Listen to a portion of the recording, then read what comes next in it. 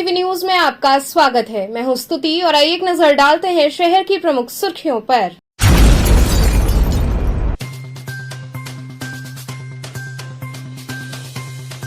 श्री आर्य महिला PG college से ABVP Kashi महानगर के द्वारा वृक्ष मित्र अभियान की हुई शुरुआत।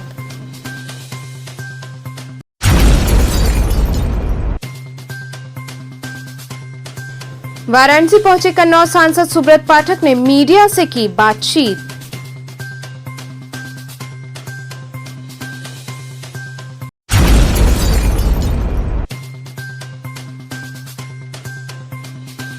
रामनगर लाल बहादुर शास्त्री चिकित्सालय का अचानक निरीक्षण करने पहुंचे विधायक सौरभ श्रीवास्तव।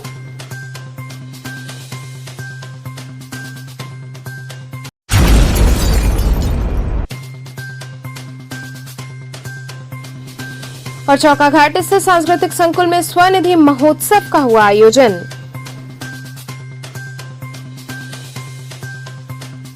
और अब खबरें विस्तार से। श्री आर्य महिला पीजी कॉलेज से एबीवीपी काशी महानगर द्वारा वृक्ष मित्र अभियान की शुरुआत की गई। अखिल भारतीय विद्यार्थी परिषद काशी महानगर के द्वारा वृक्ष मित्र अभियान की शुरुआत श्री आर्य महिला पीजी कॉलेज से हुई, जिसमें मुख्य अतिथि के रूप में राज्य मंत्री दानिश आजाद उपस्थित रहे। वृक्ष मित्र अभियान के तहत युवाओं को जोड़ने की अपील की गई, जिसमें ई रजिस्ट्रेशन के माध्यम से विद्यार्थियों को वृक्ष मित्र बनने के लिए ऑनलाइन पंजीकरण करना होगा। तत्पश्चात प्रत्येक विद्यार्थी को 10 वर्षों की जिम्मेदारी दी जाएगी। अखिल भारतीय विद्यार्थी परिषद काशी प्रांत ने इस अभियान में 50,000 वृक्ष मित्र बनाने एवं 5 लाख वृक्ष लगाने का अभियान लिया है। इस मौके पर उन्होंने बताया कि पर्यावरण सुरक्षा को एक युद्ध की तरह लेना होगा। आने वाले वर्षों में युवा पीढ़ी ही देश को इस युद्ध में जीत दिला सकती है। आजाद ने बताया कि अखिल भारतीय विद्यार्थी परिषद ने पर्यावरण संरक्षण की तरफ एक सुनहरा कदम उठाया है और निश्चित ही परिषद इसे एक नया आयाम देगी। महाविद्यालय के प्रबंधक शशिकांत दीक्षित ने इस अभियान को मील का पत्थर बताते हुए सभी को शुभकामनाएं दी। आर्य महिला पीजी कॉलेज की सह सचिव पूजा दीक्षित ने पर्यावरण की गंभीरता को बताते हुए कोरोना का उदाहरण दिया और सभी से पर्यावरण संरक्षण हेतु आग्रह किया। कार्यक्रम की अध्यक्षता अखिल भारतीय विद्यार्थी परिषद काशी प्रांत की प्रांत अध्यक्ष डॉक्टर सुचिता त्रिपाठी ने की। इस अवसर पर बड़ी संख्या में छात्राएं उपस्थित रहीं। पहले तो मैं श्री दानिश आज़ाद अंसारी भाई साहब जी का बहुत बहुत शुक्रिया अदा करूंगी कि आपने अपने व्यस्ततम समय में हमारे आर्य महिला हितकारिणी महापरिषद में आने का समय निकाला। उनके ज़रिए हम आज एक पौधारोपण भी करेंगे और आगे चल के हम उनसे आग्रह भी कर रहे हैं कि अपने युवा जो प्रतिभा है वो हमारे बच्चों के बीच में पुनः एक बार लेकर आए और एबीवीपी जैसे बड़े संगठन को हम वापस अपने साथ जोड़ के अपने आप को धन्य मानेंगे। एक अच्छी संगठन है, अच्छे विद्यालय में जुड़ेगा, बच्चों को भी इसमें लाभ पहुंचेगा और संगठन को भी। आज अखिल भारतीय विद्यार्थी परिषद ने इस कॉलेज के प्रांगण से वृक्ष मित्र अभियान की शुरुआत की। हम सब लोग पर्यावरण के प्रति संजीदा हों, अपनी जिम्मेदारी समझे, इस अभियान का ये मतलब है और हम सब इस अभियान में सहभागी बनते हुए अपने पर्यावरण को और अच्छा और बेहतर बनाएं। जिस तरीके से आज समाज के तमाम युवा आगे बढ़ के समाज के विभिन्न मुद्दों पे गंभीरता से कार्य कर रहे हैं, ये बहुत ही गर्व का और हर्ष का विषय है कि आज का युवा है ये हमेशा सार्थक दिशा में आगे बढ़ रहा है और अखिल भारतीय विद्यार्थी परिषद सदैव विद्यार्थियों में, युवाओं में सकारात्मक ऊर्जा भरने का काम करता है। और आज इस वृक्ष मित्र अभियान के माध्यम से 1 करोड़ वृक्ष लगाने का जो अभियान शुरू हुआ है, तमाम युवाओं ने आज ये प्रतिज्ञा ली है कि वो अपने घर जाएंगे, अपने गलियों में, अपने मोहल्ले में वृक्षारोपण करेंगे, उनको संरक्षित करेंगे, उनको आगे वृक्ष को बड़ा करेंगे ताकि एक अच्छा पर्यावरण हमारे समाज में आए और हम सब एक स्वस्थ जीवन की तरफ आगे बढ़ें।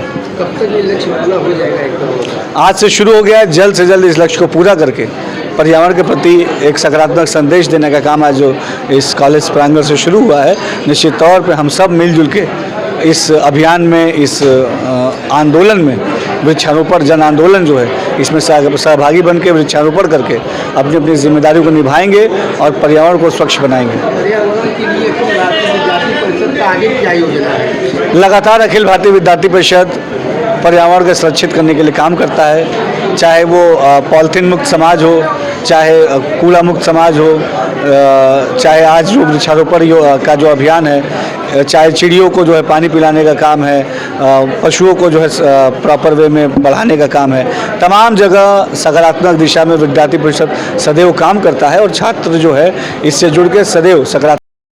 वाराणसी पहुंचे कन्नौज सांसद सुब्रत पाठक ने मीडिया से बातचीत की। कन्नौज सांसद सुब्रत पाठक शनिवार को वाराणसी पहुंचे। इस दौरान मीडिया से बातचीत में नए संसद भवन की छत पर लगे राष्ट्रीय चिन्ह अशोक स्तंभ के शेर को लेकर विपक्ष द्वारा छेड़छाड़ का आरोप लगाए जाने के सवाल पर उन्होंने कहा कि आरोप लग रहे हैं कि शेर के दांत दिख रहे हैं, तो इन्होंने शायद बिना दांत वाला शेर देखा होगा। यह भारत का शेर है और सारनाथ में रखे शेर के जैसा ही है, उसमें कोई अंतर नहीं है। मीडिया के सवाल कि भारत एक धर्मनिरपेक्ष राष्ट्र है, लेकिन आज धर्म के नाम पर भारत में जंग छिड़ी हुई है।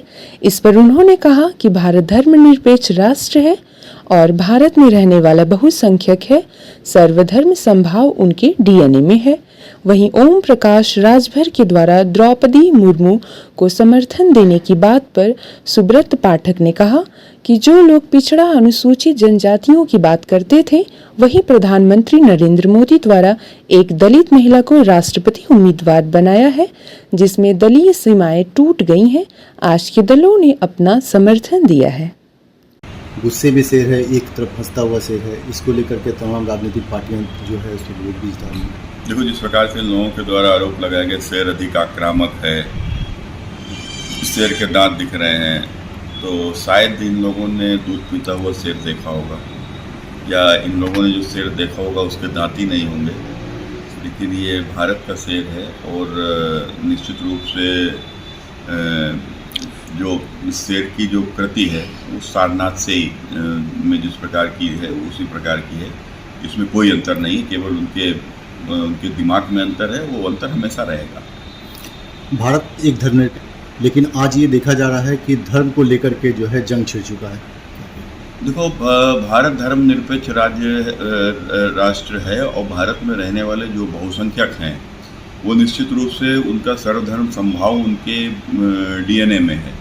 कुल मिलाकर यदि हम सनातन धर्म को मानने वाले लोग जो कि यहाँ के ऊपर अधिक हैं और सनातन के निकले हुए जितने भी धर्म हैं, चाहे वो बौद्ध हों, सिख हों, जैन हों, तो वो सब कहीं ना कहीं इस परंपरा को मानने वाले हैं। वासुदेव कुटुंबकम, पृथ्वी पर रहने वाले सारे लोग हमारे हैं, सारे लोग अपने हैं, सारे लोग एक परिवार हैं। लेकिन कहीं ना कहीं कुछ संप्रदाय विशेष के लोग इस प्रकार के हैं जो अपने अलावा दूसरे को देखना ही नहीं चाहते। तो और कहीं ना कहीं जो बुत पूजा करने वाले वो काफिर बोलते हैं और काफिरों की हत्या करना अपना धर्म मानते हैं। तो ऐसे लोग यदि धर्म की परिभाषा बोल रहे हैं तो निश्चित रूप से जो कि खतरनाक है और शायद इसी कारण से विवाद छिड़ा हुआ है।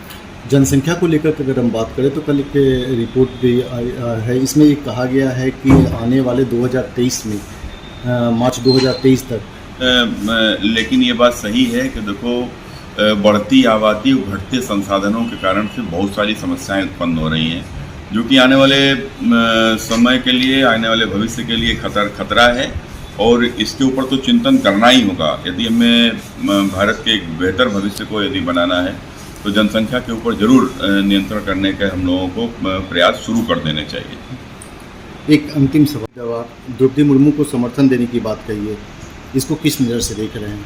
देखो, जो लोग अपने पिछड़ा, अनुसूचित, इस प्रकार की जो लोग बात करते थे, तो कहीं ना कहीं आज जब प्रधानमंत्री श्री नरेंद्र मोदी जी ने सीधे भारतीय जनता पार्टी ने सीधे एक बहुत ही निम्न वर्ग की और आदिवासी वर्ग की, वो भी महिला को राष्ट्रपति बनाया है, तो मैं समझता हूँ कि शायद ये बड़ा कारण है कि जिसमें दलीय सीमाएं टूट गई हैं और जो एनडीए के बाहर के भी जो बहुत सारे लोग हैं, बहुत सारे, जैसे शिवसेना को ले लीजिए, समर्थन दिया है, या झारखंड के जो सोरेन की जो पार्टी है, झारखंड मुक्ति मोर्चा, उसने भी समर्थन किया है। तो कुल मिलाकर देखो आप, जिस प्रकार से उड़ीसा के ने भी अपना बीजेडी ने भी समर्थन किया है, या आंध्रा की वाईएसआर कांग्रेस ने भी समर्थन किया है, टीडीपी ने भी समर्थन किया है।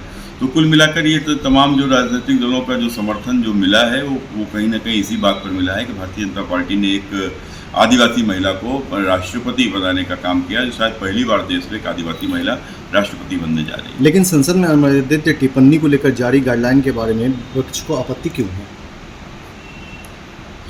देखो, हम कुछ भी करेंगे, विपक्ष को उसमें जो है कमी खोजनी है, उसका विरोध करना है। विपक्ष को मोदी विरोध का फोबिया हो गया है और निश्चित रूप से कोई भी कानून जो देश हित के लिए हो, समाज के हित के लिए हो, हम लोग लाएंगे, उन्हें वो चिल्लाएंगे। तो इसलिए उनका चिल्लाना ही उनका काम है, उनको करने दिया जाए। रामनगर लाल बहादुर शास्त्री चिकित्सालय का अचानक निरीक्षण करने हेतु विधायक सौरभ श्रीवास्तव पहुंचे। रामनगर लाल बहादुर शास्त्री चिकित्सालय में कैंट विधायक सौरभ श्रीवास्तव के अचानक निरीक्षण करने से हॉस्पिटल के चिकित्सकों में हड़कंप मच गया। लगातार पिछले कई महीनों से हॉस्पिटल के चिकित्सकों की लापरवाही एवं मरीजों को बाहर की दवा लिखने की शिकायतें मिल रही थीं, जिसकी सच्चाई जानने के लिए स्वयं विधायक सौरभ श्रीवास्तव रामनगर के हॉस्पिटल पहुंच गए, जहां पर उन्होंने मरीजों से बात की, जिस पर मरीजों ने कैंट विधायक को इस सच्चाई से अवगत कराया कि सरकारी डॉक्टर बाहर के मेडिकल स्टोर की दवाएं लिख देते हैं। मम्मी कहाँ थी? अपना आईडी दिखाइए। क्यों आए यहाँ? किससे खड़े हैं? ये देखिए वीडियो बंद है। वीडियो मतलब इतनी पर्ची इनके पॉकेट से।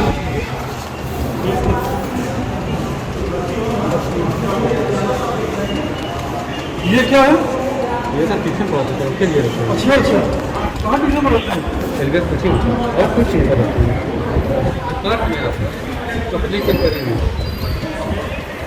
आप यहाँ किस लिए आए हैं? यहाँ पे क्या कर रहे हैं आप? ये कौन है डॉक्टर आर के दुबे? हेलो, डॉक्टर आर के दुबे कौन है? पैसा सामने वीडियो दिख रहा है, कहीं नहीं जाएगा। डॉक्टर आर के दुबे कौन है बताइए? मैं पूछ रहा हूँ कौन है ये?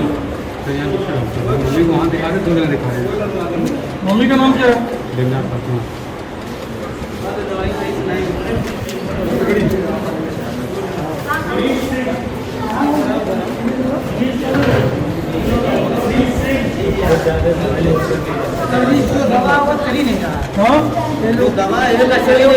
पर्ची बदलवा दे रहे हैं।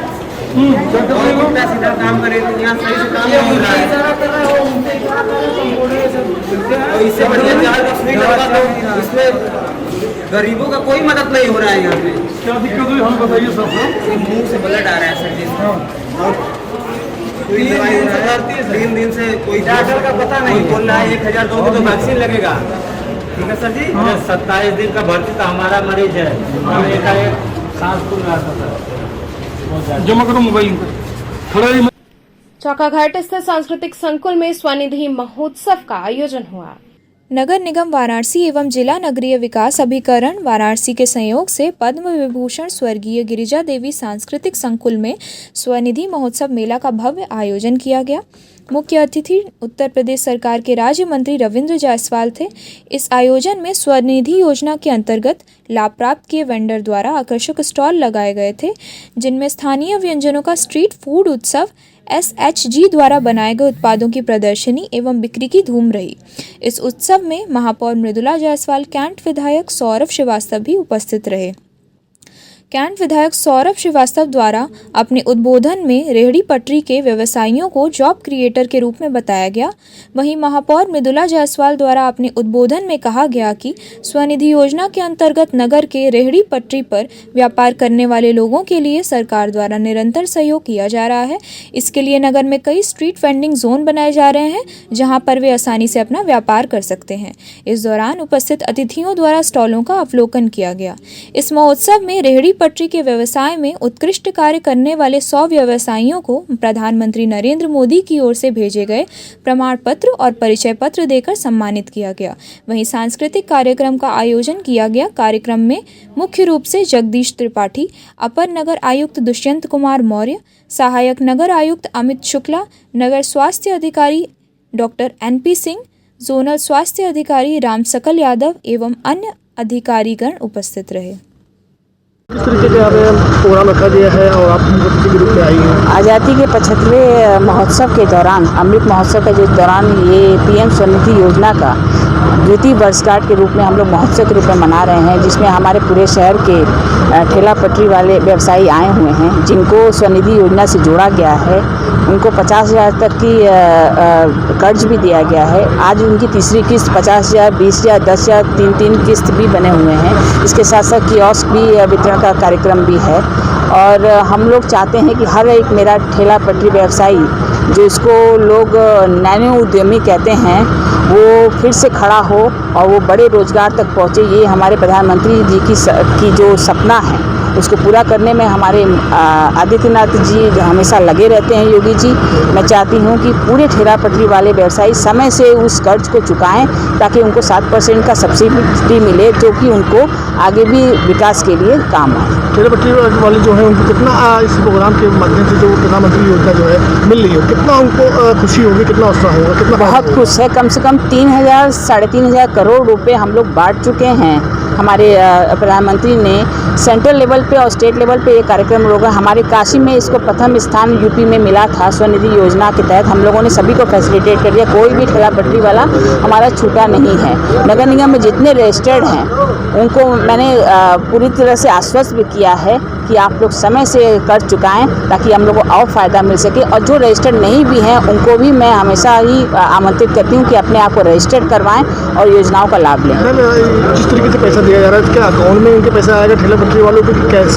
नहीं, अकाउंट में पैसा आएगा। सब चीज़ डिजिटल पेमेंट है। उनको डिजिटल पेमेंट के लिए प्रोत्साहित भी किया जा रहा है कि वो कुछ भी जनता को बेचे तो उसको डिजिटल पेमेंट ले, ताकि उनको आगे भी कर्ज लेने में आसानी हो। बैंक के माध्यम से? जी, सारा बैंक के माध्यम। ज्ञानवापी श्रृंगार गौरी प्रकरण में कड़ी सुरक्षा व्यवस्था के बीच 2 घंटे तक सुनवाई हुई। ज्ञानवापी श्रृंगार गौरी प्रकरण की मेरिट पर जिला जज डॉक्टर अजय कृष्ण विश्वेश की कोर्ट में हिंदू पक्ष की ओर से सुप्रीम कोर्ट के वरिष्ठ अधिवक्ता हरिशंकर जैन ने बहस पूरी की। उन्होंने कहा कि ज्ञानवापी को लेकर प्रतिवादी की ओर से उपासना स्थल एक्ट के उल्लंघन का लगातार हवाला दिया जाता है, जबकि असलियत में यहाँ हिंदुओं के अधिकारों का हनन किया गया है। उन्होंने बताया कि विशेष उपासना स्थल एक्ट 1991 के बनने से पहले यह परिषद हिंदुओं का पूजा स्थल था। उस स्थान पर यह कानून लागू नहीं होता था। इसके लिए 1947 के धार्मिक स्वरूप को जानना होगा। धार्मिक स्वरूप साबित करने के लिए केवल बिल्डिंग काफ़ी नहीं, बल्कि उसके सभी पक्षों को जानना पड़ेगा। वेद शास्त्र उपनिषद स्मृति पुराण से साबित है कि पूरी संपत्ति मंदिर की है। यहाँ ज़बरदस्ती घुस आने या नमाज पढ़ लेने से यह मस्जिद की संपत्ति नहीं हो जाती है। बताइए कि इस प्रॉपर्टी को ऑलरेडी सेक्शन 5 और काशी विश्वनाथ एक्ट से वेस्ट कर दिया गया जेटी में, और ये पूरी संपत्ति देवता की निहित हो चुकी है यूपी सरकार के एक्ट से। और इसीलिए ना यहाँ पे places of worship act apply होता है जो 1991 में आया है, ना यहाँ वफ एक्ट अप्लाई होता है जो 1995 में आया है। और साथ ही साथ जो वफ नंबर 100 बताया गया है, उसके लिए ना कोई गजट नोटिफिकेशन है, ना कोई डॉक्यूमेंट है। कब दर्ज हुई, कहाँ दर्ज हुई, किसने दर्ज की, कुछ नहीं बताया गया है। इसलिए सारी बातें रखते हुए हमने कोर्ट के सामने कहा कि यहाँ पे ना वफ एक्ट अप्लाई होता है, ना places of worship act apply होता है, और इस मामले का पूरा ट्रायल सिविल कोर्ट करे। जो औरंगजेब ने अपनी तलवार से किया है, वो कोर्ट अपनी कलम से रेक्टिफाई करे। ये सारी बातें हमने कोर्ट के सामने। यहाँ रुकेंगे एक छोटे से ब्रेक के लिए। आप बने रहिए KTV के साथ।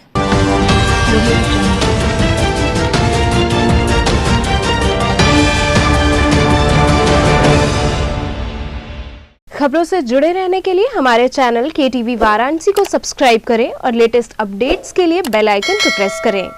Varanasi's first largest kids section school, KK Chaturvedi Memorial Society Central Academy. Now our 5th branch at Bhojubir behind Vishal Mega Mart from Bhojubir Crossing.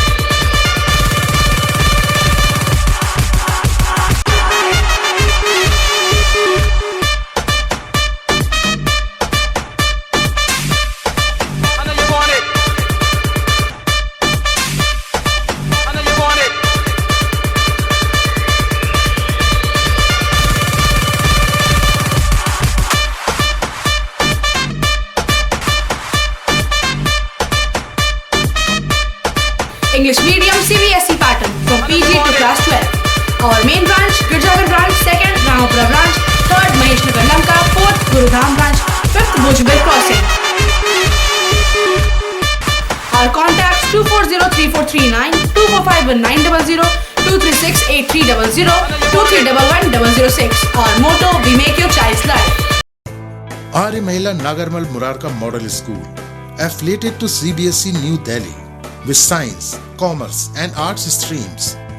Admission open from playgroup to class 11th. Most advanced physics lab, chemistry lab and biology lab, state-of-the-art computer lab, smart classes, music classes, art and crafts, experienced and dedicated faculty members, well-stocked library, indoor and outdoor games, regular cultural activities, safe transportation. Join us now and be a part of winning experience. आर्य महिला Nagarmal Murarka model school, Chetganj, Varanasi. हमें चाहिए अधिकार आगे बढ़ने का, हमें चाहिए अधिकार पढ़ने का, हमें चाहिए अधिकार स्वनिर्भर रहने का, हमें चाहिए अधिकार कदम से कदम मिलाकर चलने का। हम समझते हैं आपके अधिकार, इसलिए हम देते हैं बेहतर शिक्षा, तकनीकी ज्ञान, ताकि आप बने स्वनिर्भर। देते हैं एक बेहतर सोच, ताकि आप जाने खुद को। भारत के स्वर्णिम भविष्य में इस शैक्षणिक संगठन के माध्यम से नारी संवर्ग एवं देश के विकास में राष्ट्रीय धर्म एवं नीति के अनुरूप सहयोग करते चले आ रहे हैं। सुधाकर महिला महाविद्यालय आपको बनाए शिक्षित, समृद्ध और स्वतंत्र। सुधाकर महिला इंटर कॉलेज, पोस्ट ग्रेजुएट एवं लॉ कॉलेज, खजरी, पांडेपुर, वाराणसी। सुधाकर महिला महाविद्यालय, एक कदम जागरूकता की ओर। I'm a great mother.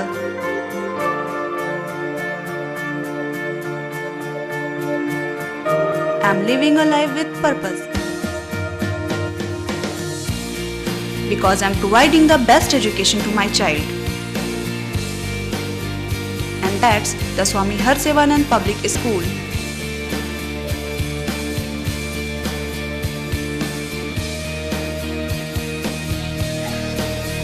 Harsevanand Public School provides value-based education. Admission open for nursery to class 11th. Harsevanand Public School and Hostel, Gadwa Ghat, Dhanpurwa and Jagatganj, Varanasi.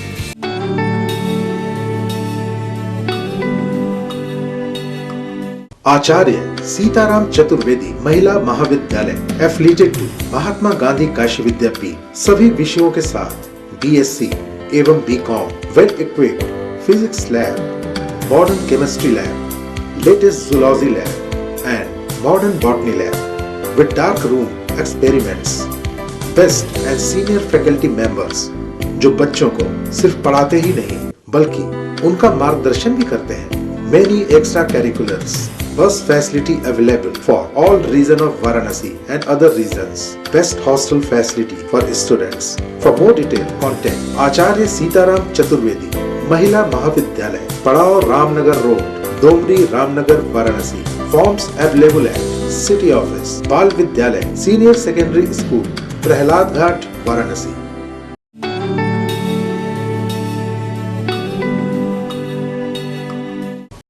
खबरों से जुड़े रहने के लिए हमारे चैनल KTV वाराणसी को सब्सक्राइब करें और लेटेस्ट अपडेट्स के लिए बेल आइकन को प्रेस करें।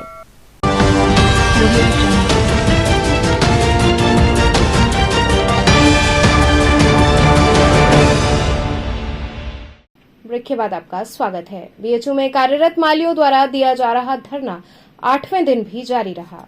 सर्व विद्या की राजधानी कहे जाने वाले काशी हिंदू विश्वविद्यालय में विगत 8 दिनों से कर्मचारी अपनी मांगों को लेकर धरने पर बैठे हैं।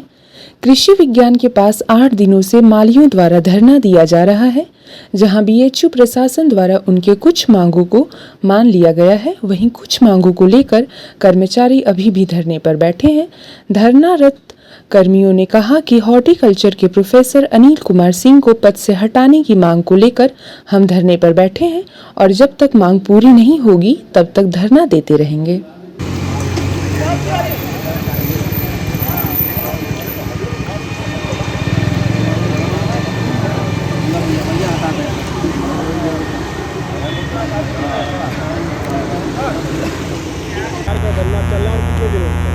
ये धरना अगले शनिवार का है। ये शनिवार आ गया, 1 सप्ताह पूरा हो गया। क्या मांगे हैं, किस मांग को लेकर आज तक आप काफी लोगों को? हमारी सबसे प्रथम जो मांग है हमारे प्रोफेसर इंचार्ज अनिल सिंह जी को हटाया जाए, क्योंकि हमारे पास कोई नहीं आया है ना। चीफ डॉक्टर के लोग आए, वो हमसे गुंडाई किए, हमारे साथ अभद्रता किया गया। हमें सेंट्रल ऑफिस से गाड़ी से अपने दल बल के साथ ले जाकर प्रोक्टियर ऑफिस हमें बंद किया गया। और हमारे जो धीरेन्द्र राय चीफ डॉक्टर के हैं, वो भी हमारे प्रोफेसर इंचार्ज से मिलके उन्हीं की पक्ष का काम कर रहे हैं, हमारे पक्ष में कुछ काम नहीं किए। हम लोग कार्य का बहिष्कार किए हुए हैं जब तक हमारी मांगें पूरी नहीं हो जाएंगी। स्पीक मैके और सिडबी के संयुक्त तत्वाधान में प्रेस वार्ता आयोजित हुई। बनारस घराने की संगीत परंपरा को सहेजने एवं आज की युवा पीढ़ी को संगीत की विभिन्न शैलियों के प्रति वर्कशॉप के माध्यम से जागरूक करने के लिए स्पीक मैके और सिडबी के संयुक्त तत्वाधान एक पत्रकार वार्ता का आयोजन राजघाट स्थित बसंत कॉलेज में किया गया। पत्रकार वार्ता में सभी का स्वागत प्राचार्य प्रोफेसर अलका सिंह ने किया। इस अवसर पर स्पीक मैके उत्तर प्रदेश के चेयरपर्सन उमेश चंद्र सेठ ने बताया कि स्पीक मैके और सिडबी के संयुक्त तत्वाधान में बनारस घरानों की गायकी, तबला वादन एवं शहनाई के प्रति लगभग 24 कार्यशालाओं के माध्यम से युवाओं को जोड़ने का प्रयास किया जाएगा। पत्रकार वार्ता के दौरान सिडबी के Shrivi SV Rao, doctor RK Singh, Manish Sinha ने आगामी प्रस्तावित कार्यक्रम के बारे में प्रकाश डाला। स्पीक मैके के फाउंडर डॉक्टर किरण सेठ ने भी वीडियो कॉन्फ्रेंसिंग से इस कार्यक्रम के बारे में बताया। पत्रकार वार्ता में डॉक्टर समरेंद्र सिंह, डॉक्टर मधु शुक्ला, शांभवी शुक्ला, श्रेयस शुक्ला, वीना सेठ आदि उपस्थित रहे। इस अवसर पर बनारस घराने की गायिका डॉक्टर सुचारिता दास गुप्ता एवं प्रोफेसर शारदा वेलंकर भी उपस्थित रहीं। We are happy to associate with Speak Mackay on this day for the Project Care initiative that has been thought of in SIDBI on the occasion of its foundation day. The entire concept is to revive the entire scheme of music under this Banaras Gharana, and we would like the musicians to get support from various stakeholders, including Speak Mackay. They are doing a great job, so that is the reason we have associated with them. And as informed by Sir, we are going to enter into a memorandum of understanding and have a phased execution of various steps that are involved in this process. And we would continue to support these kind of initiatives throughout the country, including the Speak Mackay. Thank you. मैं doctor शुभा Saxena. Ma'am, आज यहाँ पे किस तरह की press वार्ता की गई है, क्या उद्देश्य है इस प्रेस वार्ता का? एक्चुअली स्पीक मैके society for promotion of Indian classical music and culture among youth, ये हमारी संस्था का मोटो है। हम लोग जो हमारी भारतीय संस्कृति या भारतीय धरोहर है, उससे हम अपने युवा पीढ़ी को परिचित कराते हैं और उसको प्रेरित करते हैं कि वो न सिर्फ उसको आत्मसात करे बल्कि उसके संवर्धन के लिए भी कार्य करे। और सिडबी एक, जैसा आप सब जानते हैं, इंडस्ट्रियल बैंक है, वो हमको फाइनेंशियली सपोर्ट कर रहा है बनारस घराने की विभिन्न विधाओं के संरक्षण और संवर्धन के लिए। तो इसके प्रथम चरण में उन्होंने लगभग 30 लाख का उन्होंने हमें ग्रांट दिया है और उस ग्रांट से हम प्रथम चरण के अंदर 24 वर्कशॉप्स करेंगे, जिसके अंदर हम गायन की वर्कशॉप करेंगे, तबला की वर्कशॉप करेंगे और शहनाई की वर्कशॉप। मैम, बात की जाए तो बहुत सी ऐसी संस्थाएं आई जो बनारस के इस कल्चर को आगे बढ़ाने के लिए काम की, लेकिन कुछ दिन बाद वो गायब हो गई। ऐसा भी तो नहीं, ये भी संस्था नहीं, हमारी संस्था 1977 में, जैसा आपको बताया, प्रारंभ हुई थी और ये निष्काम सेवा के उद्देश्य, निष्काम सेवा हमारी संस्था का मूल भावना है। तो हमें, चूंकि इस संस्था में जितने भी हम लोग काम करते हैं सब वॉलंटियरिज्म के बेसिस पे काम करते हैं, हम वहाँ से कोई पैसा नहीं लेते। हमारा सिर्फ चूंकि संस्कृति से लगाव है। तो कब और क्या करने जा रही हैं हम? हम लोग अगस्त से लेकर के जनवरी के बीच में हम 24 स्कूल कॉलेजेस के अंदर, जिसमें कि कुछ कॉलेजेस हैं, अग्रसेन कन्या PG कॉलेज है, आर्य महिला कॉलेज है, DKM राजघाट है और इसी तरीके से बहुत सारे स्कूल्स भी हैं। तो उनके अंदर हम 6 दिन की वर्कशॉप करेंगे, जिसमें 5 दिन इन घरानों के विशिष्ट गुरु आकर के जी बोलिए, विशिष्ट गुरु आकर के वर्कशॉप को संचालित करेंगे और अंतिम दिन गुरु के साथ में वो जो छात्र सीखेंगे उनकी प्रस्तुति होगी। श्री काशी अग्रवाल समाज द्वारा पत्रकार वार्ता का आयोजन हुआ।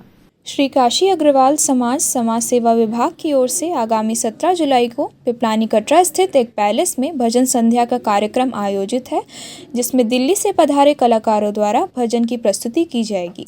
इस बात की जानकारी संयोजक मोहन अग्रवाल, सह संयोजक पवन अग्रवाल, प्यारे कृष्ण अग्रवाल ने पत्रकार वार्ता के दौरान दी। कल सायंकाल जो है सरोजा पैलेस में 6 बजे से हम लोग भजन संध्या का ऑर्गेनाइज़ कर रहे हैं, जिसमें दिल्ली से 2 कलाकार निरकुंज कामरा जी और आयुषी गंभीर जी आ रही हैं और ये बृहद लेवल पर सरोजा पैलेस में ऑर्गेनाइज़ किया गया है। तो किस तरह का ये कार्यक्रम समाज के लिए कोरोना काल बीता है और समाज में सभी लोग आएँ, भजन संध्या का आनंद लें, लोगों को इसका आनंद और ताकि मन प्रफुल्लित हो और अपने घर परिवार के संग इसमें सम्मिलित हों हर लोग। कितने बजे से शुरू होगा? ये सायंकाल 6 बजे से है और आप सभी लोग आमंत्रित हैं इसमें, सब लोग आइए और इसका आनंद लीजिए।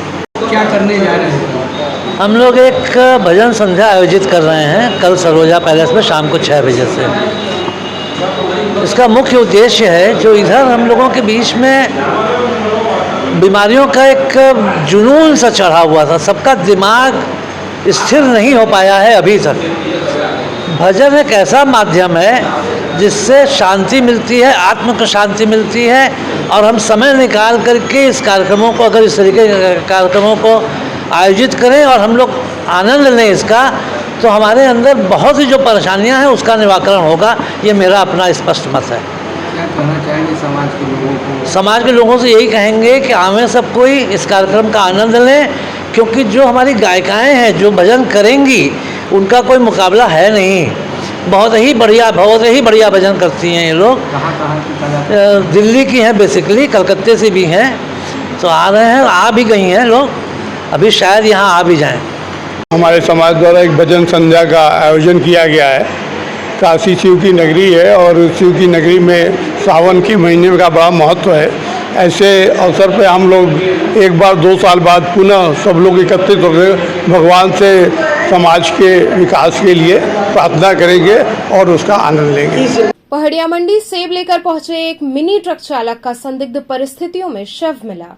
सेब लेकर पहाड़िया मंडी पहुंचे मिनी ट्रक चालक का कैबिन में शव मिला। संदिग्ध परिस्थितियों में हुई मौत के बाद ट्रक से दुर्गंध आने पर मंडी के लोगों ने स्थानीय पुलिस को सूचना दी। वहीं मौके पर पहुंचे चौकी प्रभारी पहाड़िया प्रकाश सिंह चौहान ने शव को कब्जे में लेकर आवश्यक कार्यवाही की शुरुआत की। बताया जा रहा है कि मृतक की उम्र 46 वर्ष है, जिसका नाम लाल सिंह है। तो चलते चलते पुनः एक नजर डालते हैं शहर की प्रमुख सुर्खियों पर।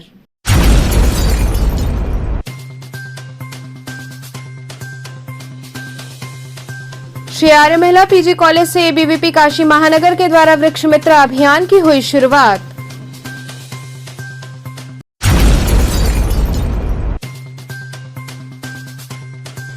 वाराणसी पहुंचे कन्नौज सांसद सुब्रत पाठक ने मीडिया से की बातचीत।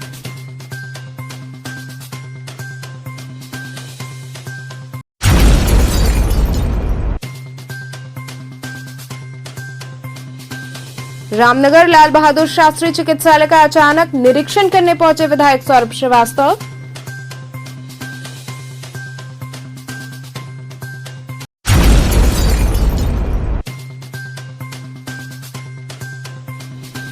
और चौकाघाट स्थित सांस्कृतिक संकुल में स्वनिधि महोत्सव का हुआ आयोजन।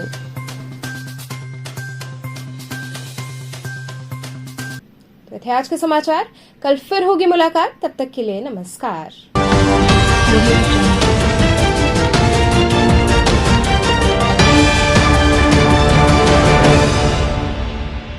खबरों से जुड़े रहने के लिए हमारे चैनल KTV वाराणसी को सब्सक्राइब करें और लेटेस्ट अपडेट्स के लिए बेल आइकन को प्रेस करें।